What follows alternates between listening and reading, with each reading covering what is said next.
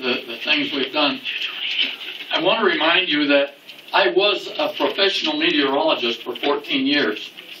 And I'm going to be talking about weather guessers in the Bible. Okay? One especially, Elijah. But there's others, and most people run and sigh. God bless you.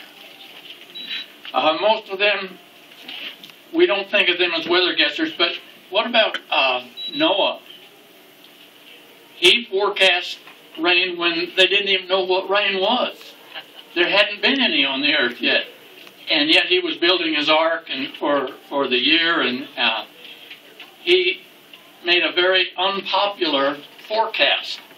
I've had to do those kind of forecasts in the Navy. I've had to make forecasts that were not exactly received well. We weather guessers would like to say, oh, it's clear and partly cloudy, no rain today, light winds. We'd like to give those all the time, but we can't. We have to give some pretty hard ones. I've had to make hard forecasts. Elijah, as we look at him today, you'll find out that he made some pretty harsh forecasts.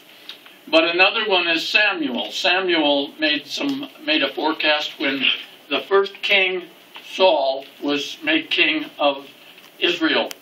And Samuel was not in favor of him being a king. Samuel kind of was reluctant and felt that we don't need a king. But the people insisted, and so they gave him a king. And Samuel decided, okay, but I want to show you people, Israel, something. I'm going to ask God in this time of harvest to send lightning and thunder and rain. And that usually never happened during the time of harvest. It can ruin everything. But he called on the Lord. He made that forecast. It's going to come. And sure enough, it came. So Samuel was also a weather man. Paul, we don't think of him as a forecaster, and yet he made a tremendous forecast about the oceanography. He was an oceanographer. He was a weatherman.